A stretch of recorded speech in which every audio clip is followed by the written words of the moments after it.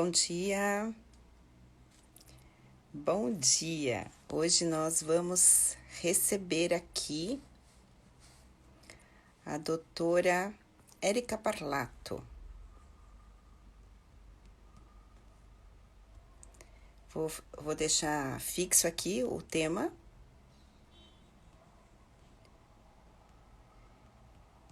Para quem entrar depois saber sobre o que nós estamos falando.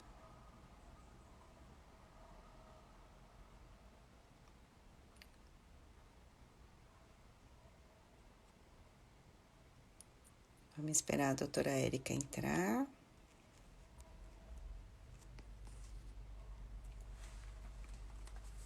Bom dia, gente. Para quem não me conhece, eu sou a Cássia. Eu sou uma das representantes aqui da Somos Mães. A Somos Mães é uma empresa do setor 2.5 e também uma ONG.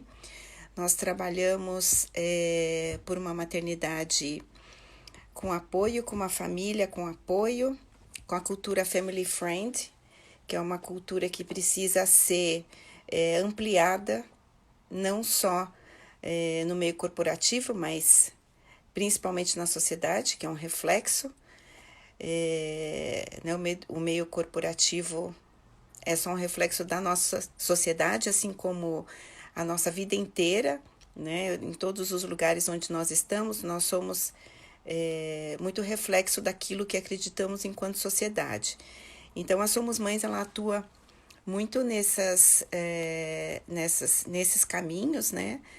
Buscando com que a gente tenha uma maior harmonia a partir da família, mas não dependendo exclusivamente da família, né? A família é uma ponta frágil, a família precisa de ferramentas aí sociais e políticas, educacionais, enfim, para que ela possa, com toda essa bagagem, com toda essa força, prosseguir aí no seu caminho de criação de seres humanos mais equilibrados para o mundo.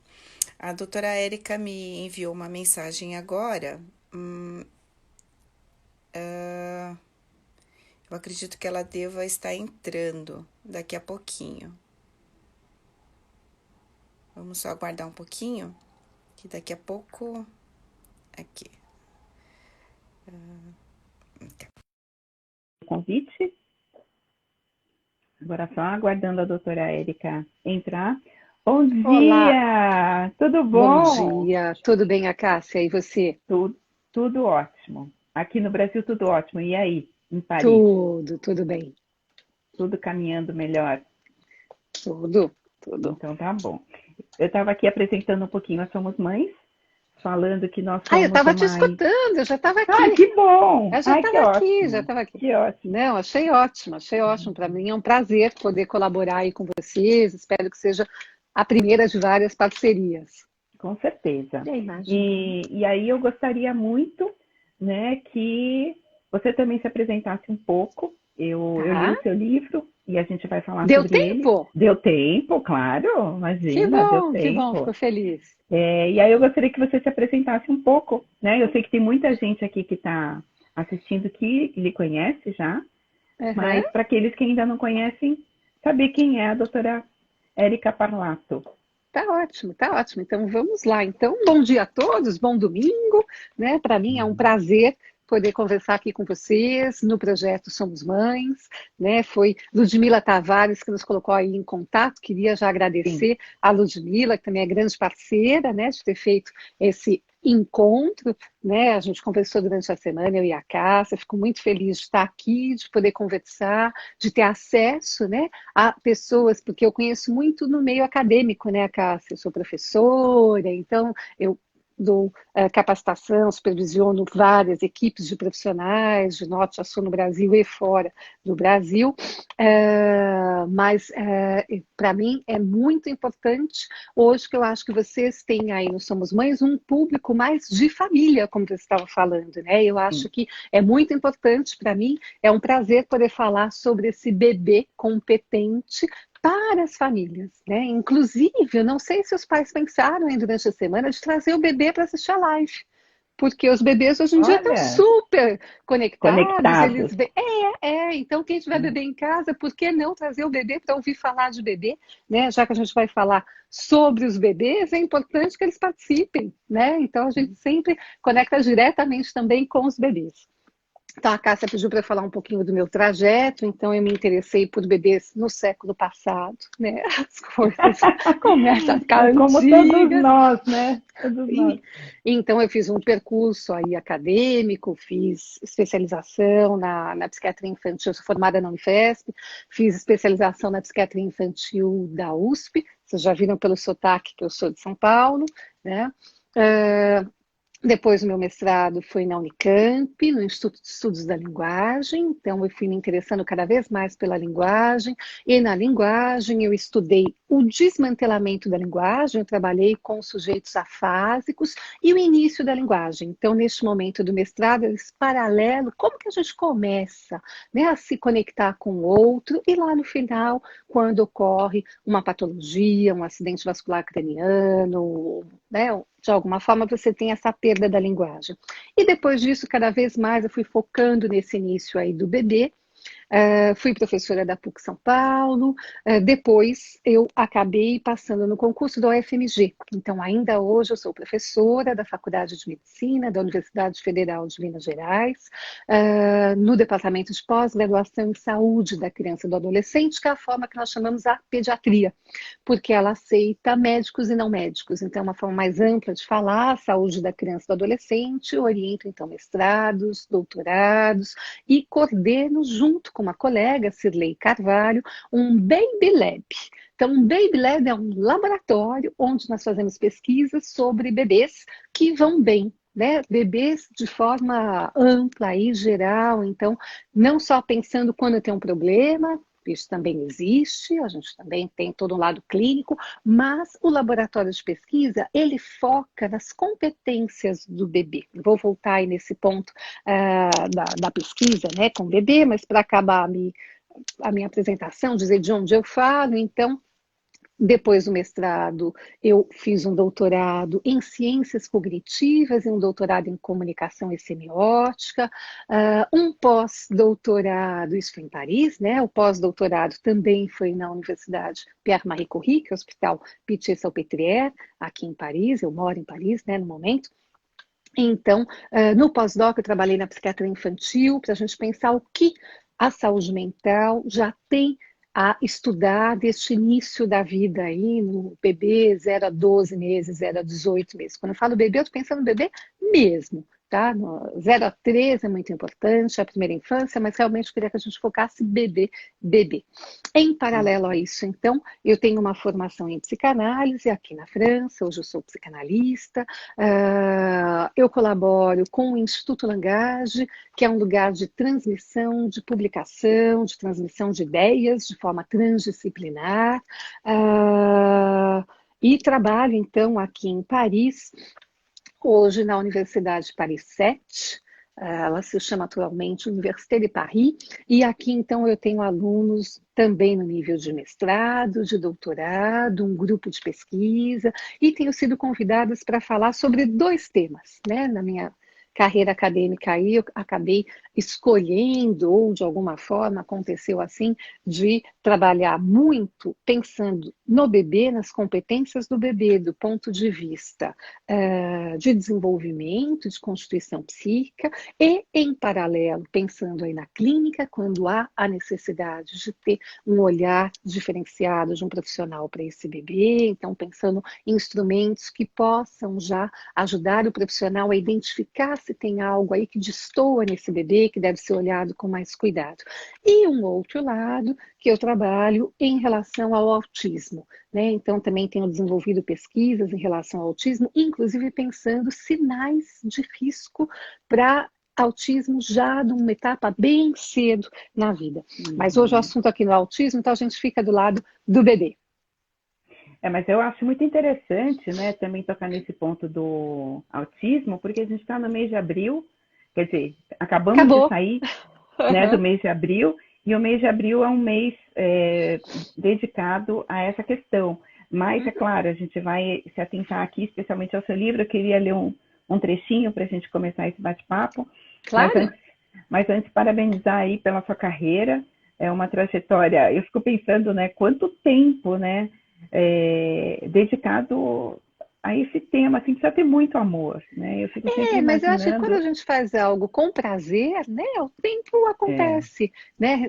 Para mim é impressionante ver a mudança. Eu trabalho muito com equipes, né? Devem ter aqui colegas lá da medicina da UFMG nos assistindo, porque eu fiz várias vezes uma disciplina que fala disso, do desenvolvimento do bebê para pediatras. Às vezes tem otorrinos que vêm fazer, neurologistas, psiquiatras infantis, e muitas vezes causa um certo espanto o que eu trago das competências do bebê. Por quê? Porque existe uma divisão entre o que é pesquisa e o que é clínica, que é uma pena. Né? Porque se a gente perguntar para as pessoas, fizesse depois uma enquete dessas do Instagram, né? Qual é o grande nome do desenvolvimento do bebê que você estudou na faculdade? Os psicólogos, os médicos, os pedagogos, os fonoaudiólogos, geralmente vão lembrar do Piaget. Piaget todo mundo lembra.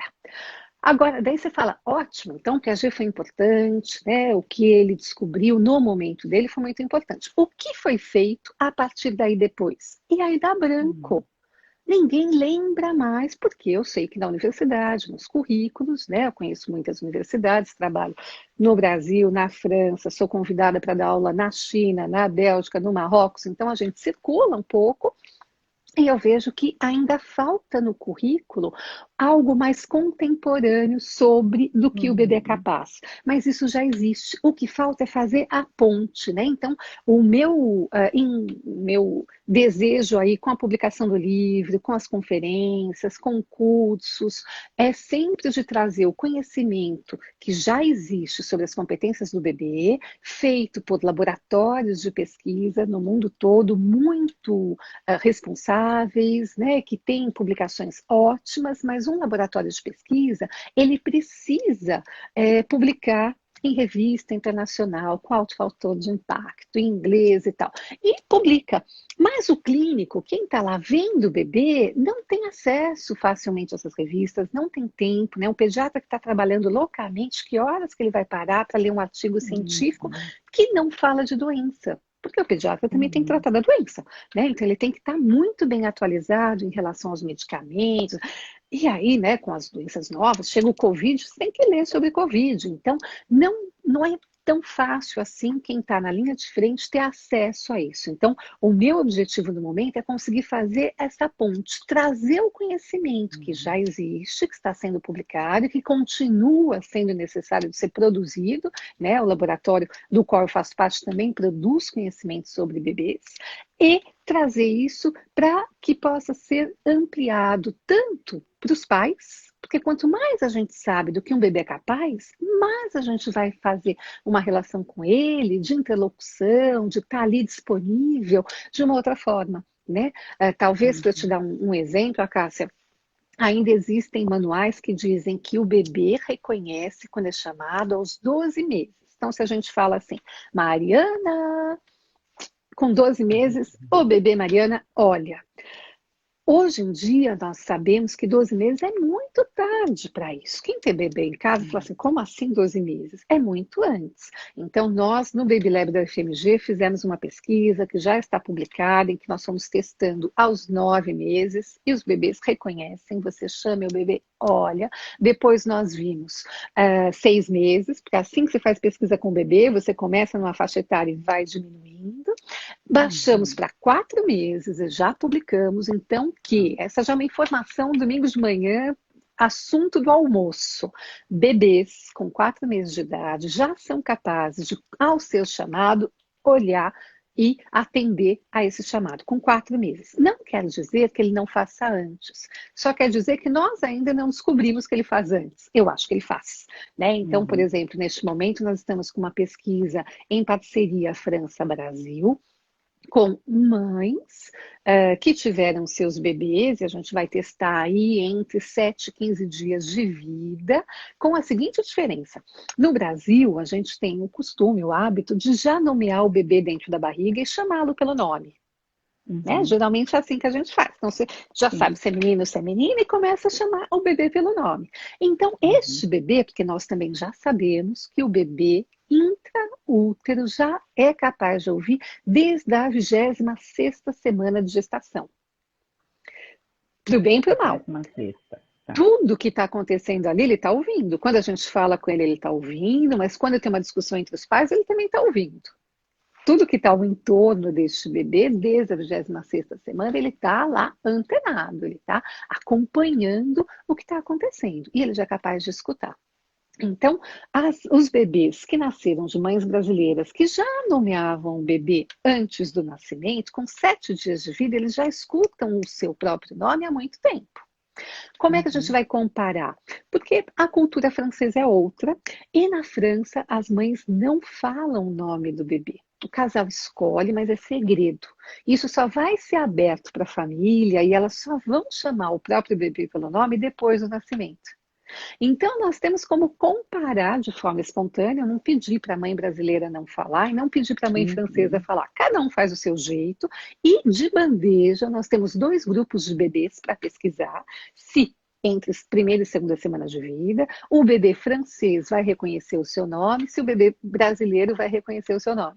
Se os 2 fazem isso, a gente vai saber que talvez ele tenha aprendido muito rápido, porque o francês não sabia antes. Se apenas o brasileiro faz isso, precisa de um tempo a mais para esse bebê. Essa é a hipótese, a gente vai depois analisar os dados. Mas isso para ter uma ideia de que muda muito. Se ainda existem manuais que dizem que se você chama o seu filho de 1 ano, ele não olha, isso é um problema. Agora a gente sabe que se você chama aos 4 meses e ele não olha, é bom conversar com o profissional que te acompanha para saber o que está acontecendo. Porque os bebês de 4 meses são capazes de fazer isso.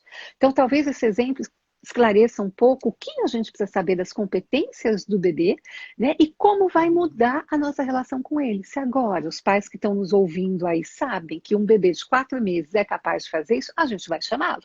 A gente vai convocá-lo para participar do almoço, ele vai estar junto, né, da cena com essa família. Eu queria ler aqui um trechinho do seu livro, que foi uma coisa que me chamou a atenção, até porque, apesar de eu não ter formação em psicologia, eu sou bastante curiosa nesse tema. Desde a minha adolescência, eu leio bastante sobre o assunto. E quando você fala aqui do mito da tábula rasa, né? Eu achei interessante, eu até grifei. Que página você está lá, Cássia? Vou te acompanhar. Eu estou na página 19. Gente, esse aqui é o livro da doutora Érica Parlato, Saberes do Bebê. É um livro bem fininho, olha, pequenininho, então é rápido de ler, mas é bastante profundo, tem que ler de novo. Eu vou ter que ler de novo, porque uma lida só não é suficiente, mas ele traz bastante informação sobre a sua linha de raciocínio mesmo, né? Sim. Então, quando fala aqui que segundo o mito da tábula rasa, o bebê ele é resultado da ação do outro, né? E o bebê torna-se o resultado do investimento feito pelo outro. Ou seja, o futuro do bebê é responsabilidade da mãe, basicamente, né? Que é a pessoa na ideia da tábula rasa, né? Que não é a minha. Na ideia da tábula rasa, sim. Estou aqui me referindo a ela isso mesmo, para depois entrar no seu raciocínio. Que aqui você fala, que eu achei interessante, eu até grifei, culpar as mães por todos os infortúnios foi uma prática recorrente e ainda o é. Por aqueles que defendiam e ainda defendem que o bebê é super determinado pelo outro. E aí a gente começa a entrar aqui nessa linha de raciocínio que diz que não, né? Que o bebê ele tem as suas habilidades e ele se desenvolve apesar do outro. E aí eu queria que você falasse especialmente sobre isso, porque a gente vive numa sociedade, sim, que a culpa é toda da mãe. E se quando por algum motivo essa mãe está trabalhando o dia inteiro e acontece alguma coisa com o bebê, a culpa foi da falta de vínculo com essa mãe. E aí, depois que você elaborar um pouco mais essa sua fala, eu queria trazer um contraponto que é o que também se fala muito hoje, que é a respeito do vínculo. Uhum. E é esse olhar atento que você também menciona, né? Se a família tem um olhar atento, e você falou agora, né? Se aos 4 meses percebeu que o bebê não está olhando, é hora de chamar um profissional. Então, assim, Uhum. a gente tem as duas pontas. Eu queria saber onde elas se encontram. O bebê se desenvolve, ele tem as suas habilidades, apesar do entorno. E eu Uhum. tenho a outra ponta que você menciona, que é a importância desse olhar atento para o bebê. Uhum. Aonde é que isso se encontra? E como é que Exato, a gente potencializa perfeito. isso? Perfeito. Bom, obrigada por ter dado tempo de ler o livro que eu pedi para a editora te enviar no meio da semana, né? Obrigada pela sua leitura. Ah, a questão é justamente achar o meio disso, né? Porque antigamente, com essa ideia da tábula rasa, o bebê vinha e nós íamos ensinar tudo a ele. E aí vem muito rapidamente essa culpa, né? Porque então, se ele não faz, é porque alguém não ensinou. O que eu venho mostrar é que o bebê tem condições. Aquilo que acontece no entorno vai ser também interpretado pelo bebê. Ou seja, desde muito cedo, eu diria desde intraútero, né? Quantas vezes as mães grávidas relatam que ela passou o dia todo, nem lembrou que estava grávida, porque correu, foi trabalhar, pegou o transporte público. A hora que ela chega em casa, o bebê começa a mexer. Ele percebeu que durante o dia todo ela está no ritmo, né, que não vai dar para dar atenção para ele. A hora que ela chega em casa e senta, porque ele está dentro da barriga, já, né, sentindo esse ritmo da mãe, porque quando a gente anda com o bebê dentro da barriga, tem alguém que quer participar aí, a Cássia. É a minha filha. Vem aqui. Olá. Oi, tudo bem? Ela não está te ouvindo. Ela não está te ouvindo, doutora. Ah, porque tá sem fone. Então, quando a mãe está ainda grávida com esse bebê dentro da barriga, aquilo que ela fala, ele está vendo, a alimentação que ela teve chega até o bebê. Agora você está ouvindo, né? Que bom. A alimentação chega até o bebê, o ritmo de marcha. A gente anda num ritmo e o bebê está lá dentro nesse ritmo, né? Porque ele está no meio aquoso e tudo isso vai acontecendo ao mesmo tempo. Então, o bebê, quantas vezes a hora que a mãe para que o bebê vai mexer, vai dar sinal de vida, e aí a gente vai conversar com o bebê, seja em voz alta, ou seja em pensamento, a gente vai parar um pouquinho para pensar nesse bebê desde o útero. Então, este bebê, ele já é capaz de interpretar o que está acontecendo, qual foi o momento que a mãe dele parou e que agora está disponível. Então, o que a gente pensava antes, que o bebê está lá e que a qualquer momento ele aceita a nossa oferta, hoje a gente não pensa mais assim.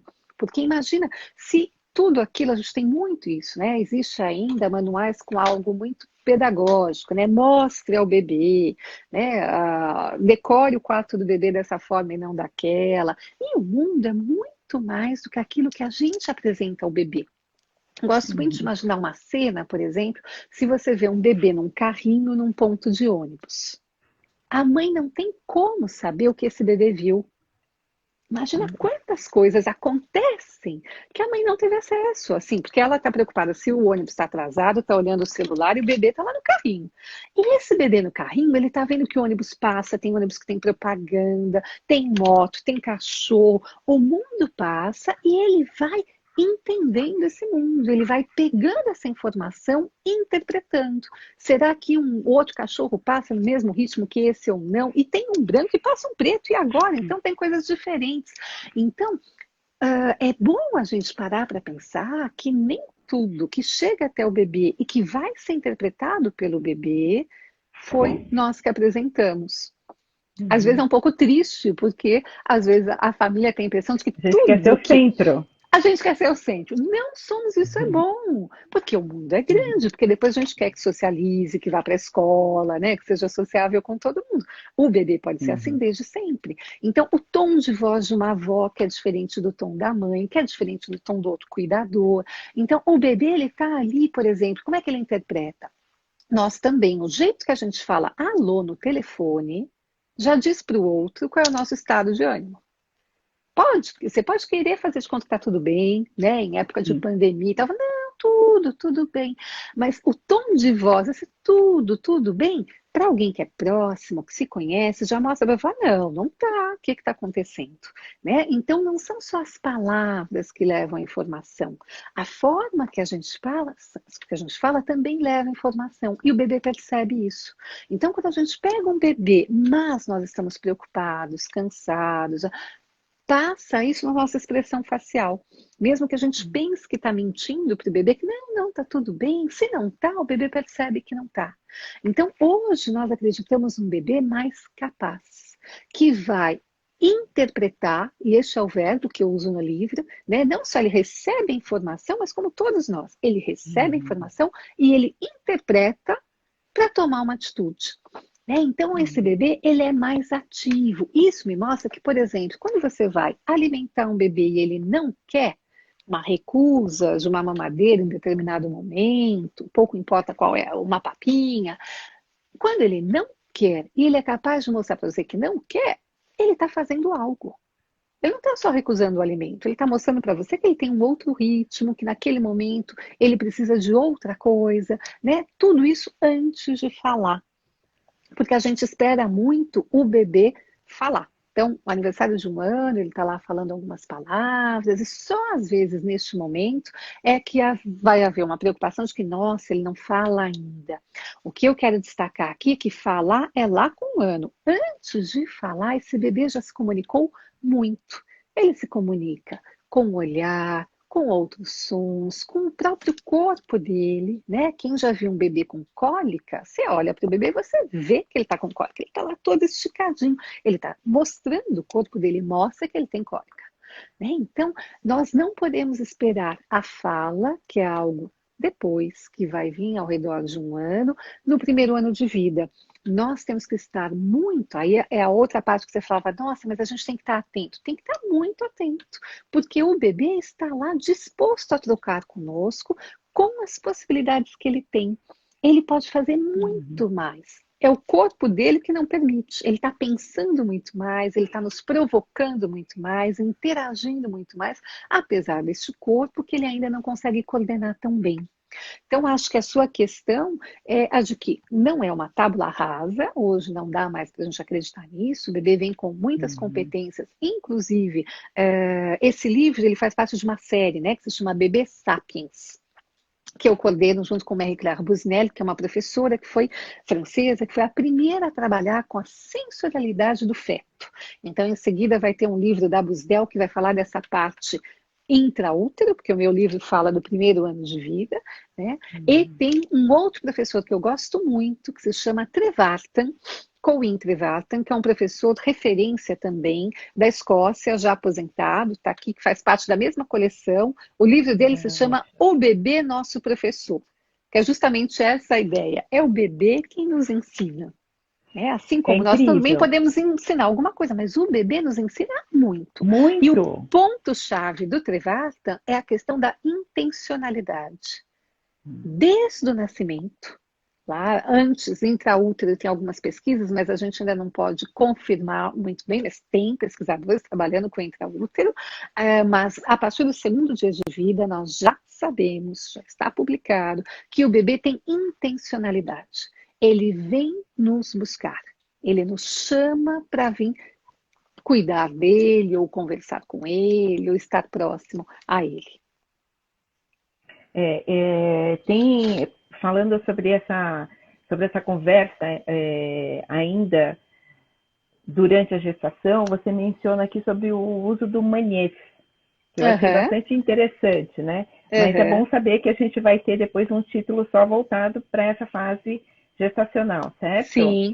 Tem até uma pessoa perguntando qual o nome da autora intraútero. Aí alguém já respondeu. Marie-Claire Busnel, é isso mesmo. A Ludmila respondeu, acho que Ellen também respondeu, é isso. Marie-Claire Busnel, que é uma pesquisadora que nasceu em 1924. E que está viva, super ativa, com quem eu dialogo muito, e é graças a ela que nós sabemos que o bebê escuta desde a 26ª semana de vida. Devem ter fonoaudiólogos aí também nos acompanhando, isso é muito ensinado na faculdade de fonoaudiologia, mas às vezes é esquecido de dizer quem descobriu isso inicialmente. Então, foi a equipe de pesquisa de Marie-Claire Busnel. Então, eu estou olhando aqui de lado, mas é porque As eu fiz várias perguntas... anotações. Não, eu fiz Tá bom. várias anotações aqui no seu livro, olha. Que bom. E aí eu estou me guiando um pouco nisso que eu Ótimo. escrevi para a gente conversar. Tá. Falando aí em estudiosos contemporâneos, né, que foi uma coisa que você colocou no começo, falando sobre Piaget, a importância que ele teve na época e do que a gente tem depois, né? Quais são hoje, na sua opinião, alguns nomes de grande referência e que devem ser mais estudados ou, enfim, pesquisados? O que a gente tem hoje de contemporâneo que seja moderno, aí, de Ótimo. acordo com a sua fala? Ótimo. Então, de cara, eu acho que a primeira coisa que eu penso é o Trevartan.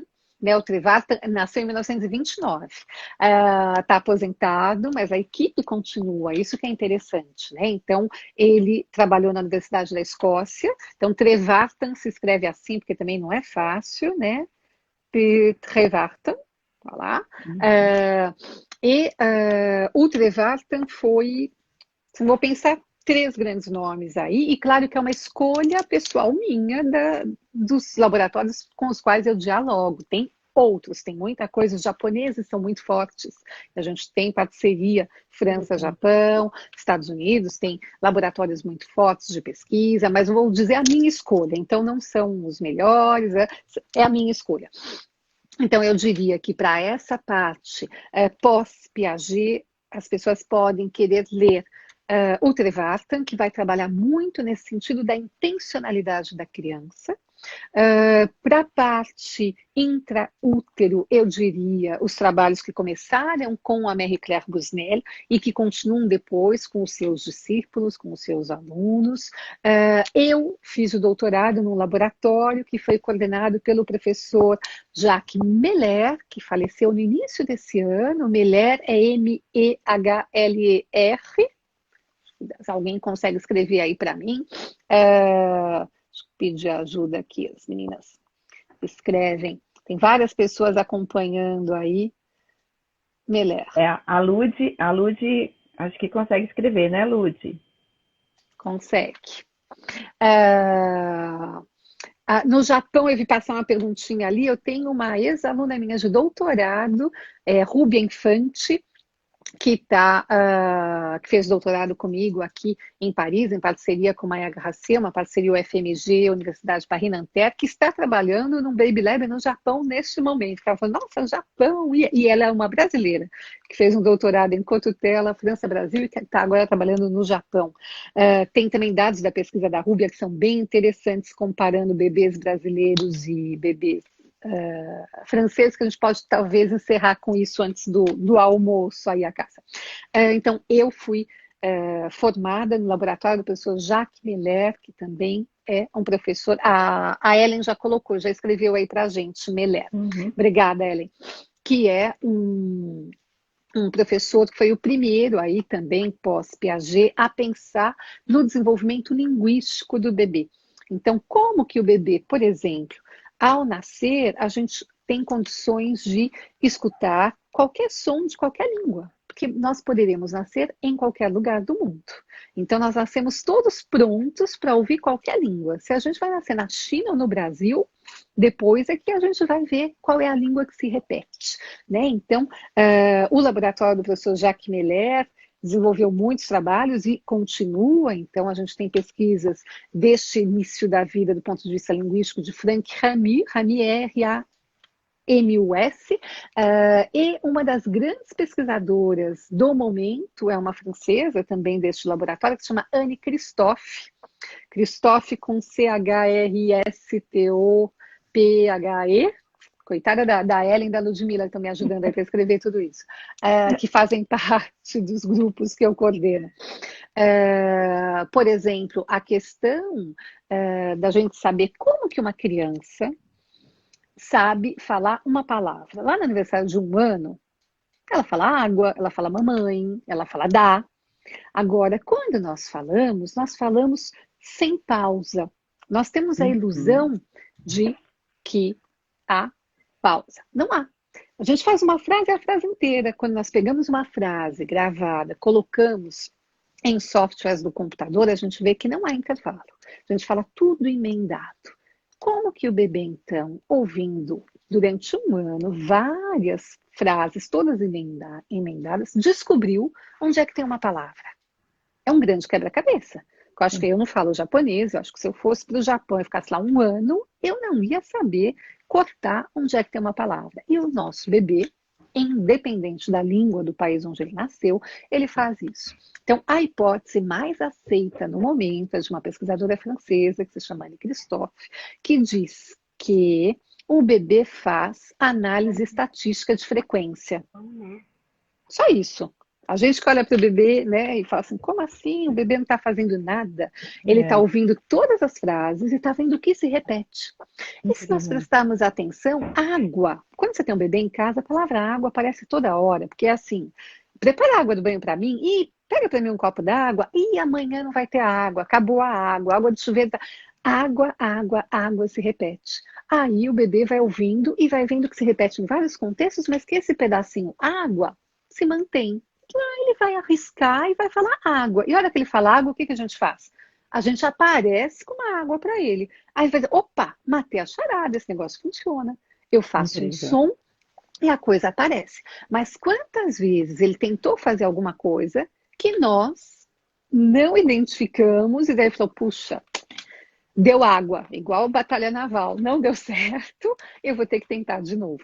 Então o bebê passa o primeiro ano de vida inteiro super em alerta, interessado no que está acontecendo ao seu redor. Então o laboratório que foi coordenado durante muitos anos pelo Jacques Meller, ele se chama LSCP.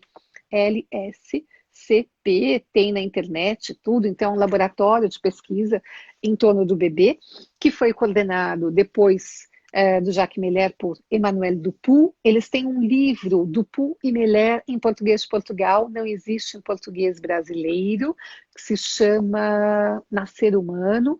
O Instituto Langage, eu traduzi um texto do Emmanuel Dupuy, que está em um dos livros do Instituto Langage, a gente tem que localizar em qual, que fala muito desse desenvolvimento inicial e que cita muitos autores, né? E depois, então, esse laboratório continua produzindo. Eu disse para vocês que outros laboratórios produzem, mas para começar, do ponto de vista de clínica, né? Então, quem parou, quem estudou até o Piaget, eu acho que pode continuar de lá para frente, né? Agora pensando no Trevarta, no Meller, e a Cássia acabou de ser lançada no Netflix uma série que se chama Bebês em Foco. Ludmila, me ajuda aí como chama a série?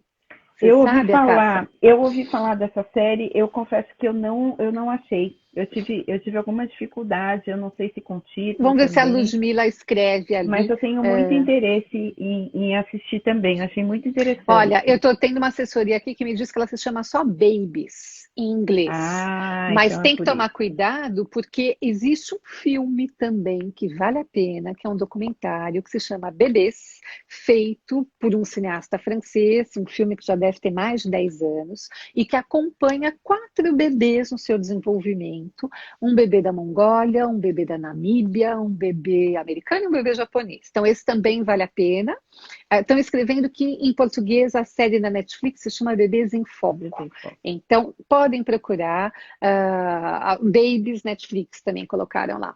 Então, porque eu acho que foi um trabalho muito bacana, é uma série, 5 ou 6 episódios, e eles tentaram fazer exatamente isso que eu tenho feito, que é conversar com o pesquisador do laboratório e mostrar os resultados das pesquisas. Então, tem vários pesquisadores que aparecem ali, que são colegas aí, eu tenho artigos publicados junto com eles. Então, por exemplo, a Ruth Feldman, a Roth, que trabalha sobre a questão motora aqui em Paris, na Universidade de Paris 5, que é muito interessante. Então, também fica, além dos pesquisadores aí, vale a pena, quando tiver tempo livre aí na quarentena, assistir a essa série da Netflix. Está muito bem feita, ela conversa com os pesquisadores, mostra os métodos de pesquisa e mostra, então, o resultado.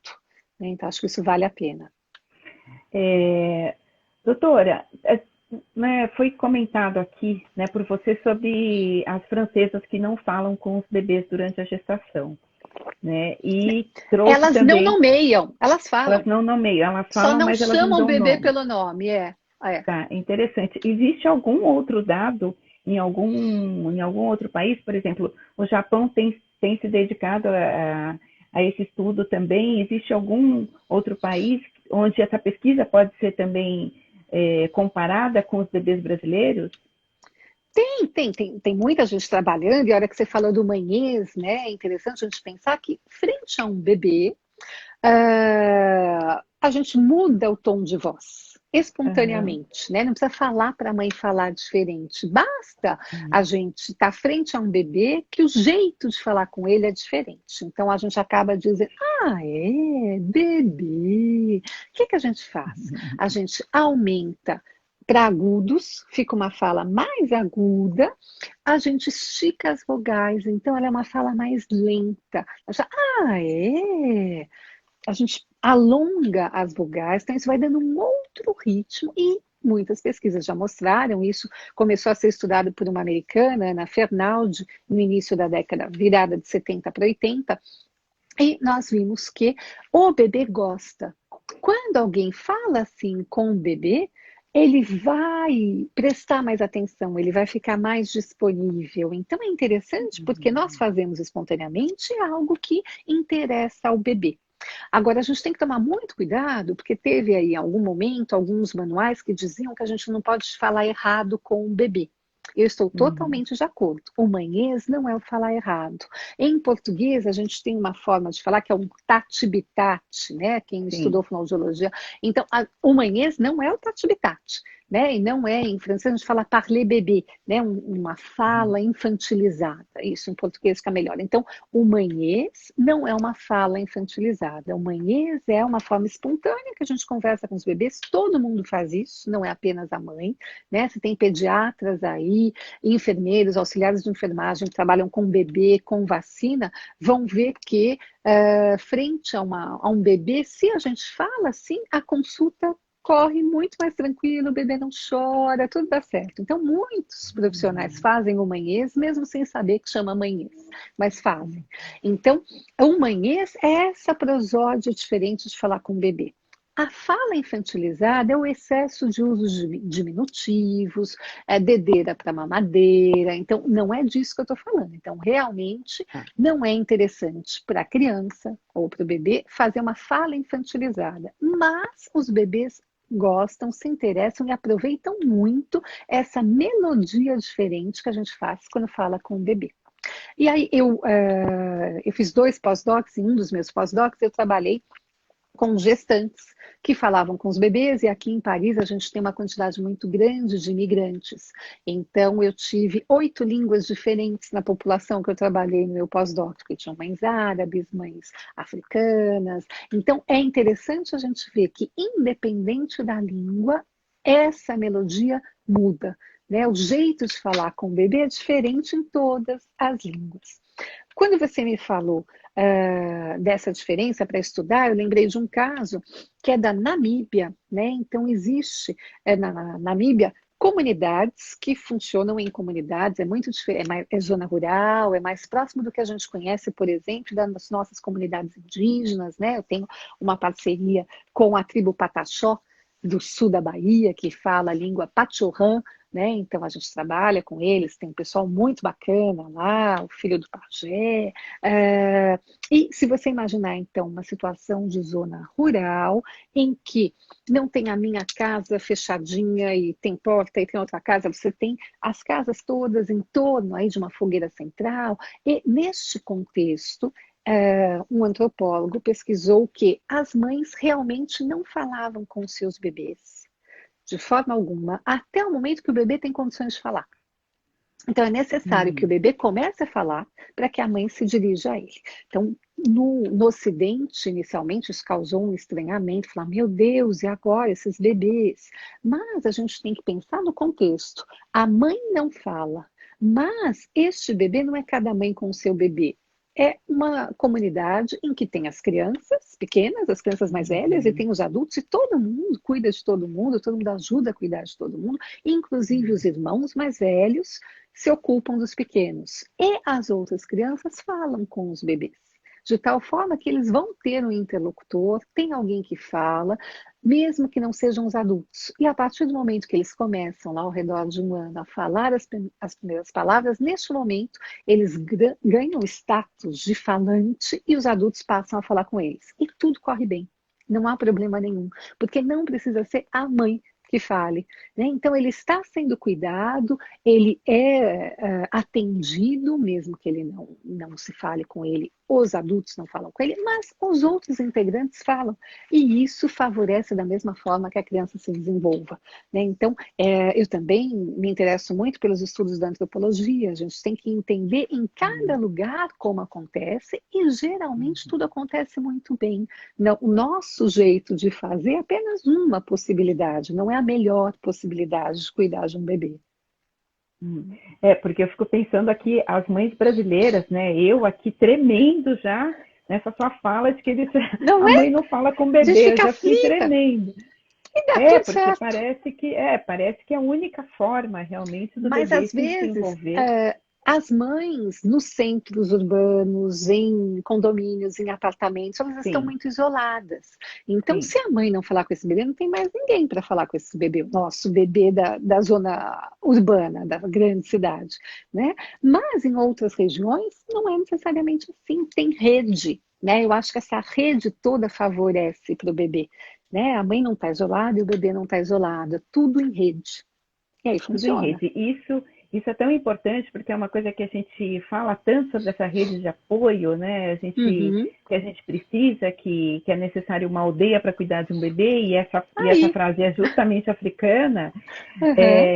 E aí, mesmo assim, ainda soa estranho imaginar uma mãe não falar com o bebê. Eu acho que a gente precisa realmente desconstruir muita coisa antes de Uhum. começar a construir, né? E eu fico aqui também imaginando, por exemplo, sobre essa rede, a mãe, especialmente brasileira, e aí eu vou falar bastante por mim, a gente É. precisa permitir com que o bebê, a minha filha não é mais bebê, ela tem quase 6 anos, ela vai fazer 6 anos Uhum. em agosto, mas eu sempre tive muita dificuldade de permitir que ela fosse cuidada, tratada de uma forma diferente do que eu fazia.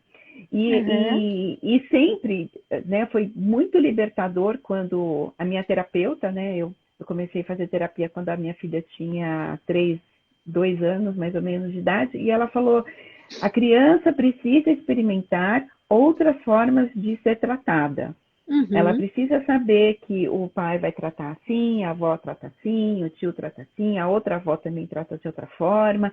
Uhum. E foi muito, assim, para mim, aliviador também te escutar falando isso, né? Porque o Uhum. que você falou foi exatamente isso. A criança, ela entende quem é que trata assim, quem é que trata assado, e que não necessariamente é certo ou errado, mas é uma forma de aprender também com essas outras pessoas. Exatamente. Né, essa E, diversidade é boa. exato, e a gente fica sempre colocando ali no nosso sling para ninguém nem chegar perto, né? Uma forma de tentar proteger a criança, colocar no sling, aí ninguém nem pega no colo essa criança, né? Então, mas olha que legal, a Cássia. Vai ter criança que está no sling, né? A mãe põe ali. Eu ganhei um quando eu tive o meu filho que eu chamava de rede, era um outro formato que era muito bacana. Eu falei, é isso, a gente cola ali. E aí você vai ter uma criança que vai ficar ali, olha, em silêncio, quietinha. Vai ter outra criança que vai dar um jeito de pôr a cabeça para fora e ó, olhar o mundo. É isso que a gente está falando, que a mãe pode colar no sling, mas a criança aceita ou não. Né? Ou ela pode aceitar ficar no sling, mas não ficar quietinha, ela aproveitar que ela está bem ali, motoramente ela está segura e olha, ela tem toda a disponibilidade para ver o mundo afora. Né? Então, mesmo aquilo que a mãe faz, o bebê reage da forma que é dele. Né? Então, a gente encontra, por às vezes, mães que vão oferecer o alimento na hora que a criança não quer. Né? O que vai acontecer? Tem criança que se deixa encher, depois vomita, porque não cabe mais. Né? Agora, a outra faz o quê? Fecha a boca, vira, fala, não, agora eu não quero. Então, mesmo o movimento da mãe é o mesmo. A mãe vai lá e oferece. Se a criança aceita ou não, é dela. Percebe como o tempo todo, desde o nascimento, para não falar antes, tem algo do bebê, né? Com certeza. Eu quero aproveitar, a gente tem 10 minutinhos para a gente encerrar, porque o Instagram fecha aqui a nossa tela depois de Tá. 1 hora. Saber a sua opinião a respeito de berçário, né?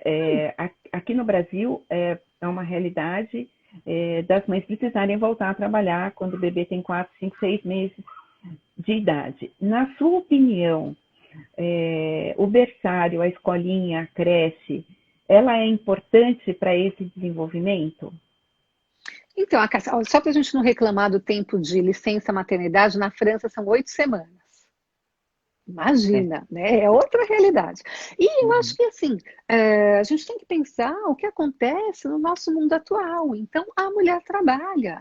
Então, ela vai ter que pensar, ela vai voltar a trabalhar, faz parte, né, do contexto aí dela, não é para se culpar por isso, né? E ela vai pensar o que eu posso oferecer de melhor na minha ausência. Então, cabe a ela ver se é melhor deixar na casa da mãe, levar para o berçário, dividir uma babá, vai criando estratégias. Para a criança, é importante que tudo seja dito, né? Então, que essa mãe diga, olha, agora vamos imaginar que a opção é o berçário. Então, eu estou te trazendo para o berçário, você fica aqui, tem fulano que vai passar o dia com você, tem as outras crianças, e eu vou trabalhar e eu volto te buscar. Então, que tudo seja dito, tranquiliza muito a criança e tranquiliza muito a mãe de ver a criança tranquila. Então, é bom para todo mundo.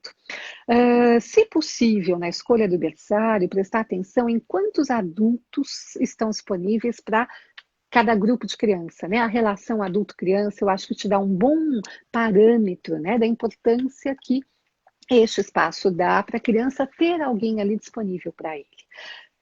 Para desculpabilizar, entre aspas, as mães, não é o tempo que conta para a criança, é a qualidade.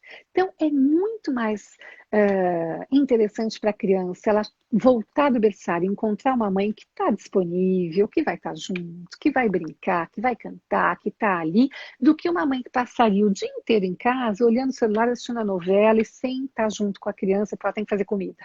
Né? Então, que a gente saiba que para o bebê não é o tempo, não é, a importância não é estar 24 horas por dia com a mãe, mas é no momento que estar de verdade, estar disponível. Né? Então, acho que assim, por outro lado, o que ele vai aprender no berçário ainda não é da ordem do aprendizado, a gente evitar um pouco essa coisa da pedagogia, isso pode vir mais tarde. Lá ele precisa ter experiências de trocas, né, com o cuidador e com as outras crianças ali disponíveis. Né? Mas talvez um dia, eu não sei com que frequência vocês fazem as lives, eu estou adorando, estou vendo um monte de gente fazer perguntas, Ótimo, não dá tempo de a gente responder. A gente gente pode um dia falar de autismo, um dia falar de berçário, a gente pode fazer um cronograma, Cássia, se for do interesse de vocês, para mim é uma delícia. Para mim também, assim, para nós aqui, a gente preza muito por por esses aprendizados, a gente leva esses aprendizados também para as empresas. Viu, doutora Érica, a gente tem rodas dentro de empresas falando sobre essa cultura family friend. A gente precisa muito que a sociedade inteira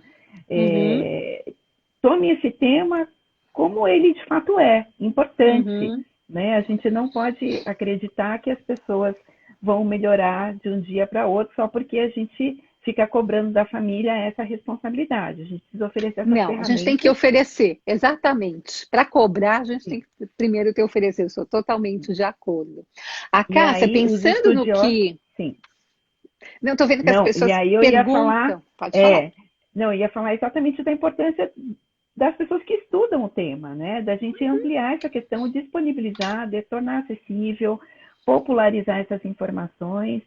Isso é de suma importância, só assim a gente atinge né, a maioria das pessoas. As pessoas estão falando, como eu sei que não vai dar tempo para a gente responder tudo, eu queria te pedir para divulgar um congresso onde tudo isso vai ser discutido, né? Então, o Instituto Langaja, em parceria com a UFMG, organiza um congresso transdisciplinar em torno da criança e do adolescente. Então, é transdisciplinar, acho que as meninas podiam colocar a Ludmila, a Ellen, que estão aí conectadas, colocar para mim a informação do congresso. Está no site do Instituto Langaja, é um congresso transdisciplinar, isso quer dizer que é uma mistura de conhecimentos da medicina, da psicanálise, da neurociências, da pedagogia, realmente transdisciplinar, né, para a gente poder trocar com outros. Este ano ele acontece de 29 de julho a 1 de agosto e devido aí à situação que estamos da pandemia, ele foi todo reformulado, ele vai ser inteiro online. Então, Ótimo. todo mundo vai poder participar, são 4 dias de congresso. Nós convidamos vários conferencistas renomados, internacionais, tudo vai ser traduzido o tempo todo.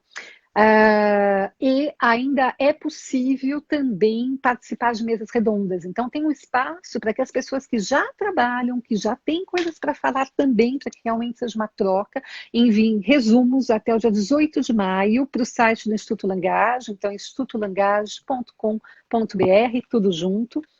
E passa pela comissão científica, tem um retorno e vão ocorrer então mesas temáticas com profissionais do Brasil e de fora do Brasil. Então acho que é uma boa oportunidade, né, para continuar discutindo aí.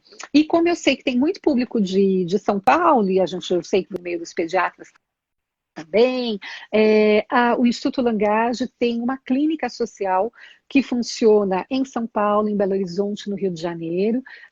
Eu coordeno toda a parte de bebês e criança pequena, né? Então, se alguém também quiser trocar uma ideia, pode escrever no site do Instituto Langage, pode escrever o meu e-mail, se a Érica quiserem escrever ali, eu sou Érica, né? Então é Érica Parlato, tudo emendado, eparlato@hotmail.com. Mesmas perguntas, Acácia, se você quiser me mandar, não sei se tem uma estratégia de fazer isso, e a gente responde, a gente pode continuar conversando no pós-live. Com certeza. Essa live ela vai ficar disponível aqui no Instagram por 24 horas. Depois nós vamos publicá-la no nosso canal do YouTube. Então, quem quiser assistir depois dessas 24 horas, vai estar lá disponível. A gente pode colocar também nesse vídeo lá no YouTube todas as referências que você passou aqui, todos os e-mails, o nome de livro, o nome dos autores, assim todo mundo consegue acompanhar um pouco do que foi passado aqui. Doutora Érica, eu agradeço muitíssimo a sua disponibilidade, muitíssimo a sua atenção aqui conosco. Essa live está sendo muito especial. Aqui só a Ingrid está perguntando qual é o canal. O canal Somos Mães de Primeira Viagem mesmo, igualzinho está aqui. Convidar todo mundo também, nós temos uma outra página aqui que está recém-aberta, que é Somos Mães nas Empresas, que é onde a gente vai discutir de que forma a gente leva todo esse conteúdo para dentro das empresas. Então, a nossa intenção é levar também para o mundo corporativo, que a gente sabe que a gente precisa transformar o mundo também em empresas mais acolhedoras para famílias, né? A gente sabe aí da dificuldade da mãe no mercado de trabalho, mas a gente sabe também que a gente precisa falar disso para que elas sejam... Todo esse modelo de trabalho materno precisa ser revisto, né? Então, fica aqui meu convite para o seu retorno em breve. Com prazer, para mim foi um prazer dialogar com você e ver as pessoas circulando. Espero que a gente possa continuar trocando. Agradeço também a Lud, que fez essa ponte aqui conosco. A Lud fez o nosso curso para gestantes, nessa segunda gestação dela, então a gente já vinha conversando anteriormente a isso, então estou muito feliz que a gente esteja se entrelaçando cada vez mais. Espero visitá-la em Paris assim que possível. Que ótimo! E, inclusive, tem períodos em que é possível fazer uma visita técnica aqui. De vir e conhecer algumas instituições, a gente conversa sobre isso, com certeza. Tá ótimo. Um ótimo domingo. Para vocês também. Até breve. Até, doutora. Tchau.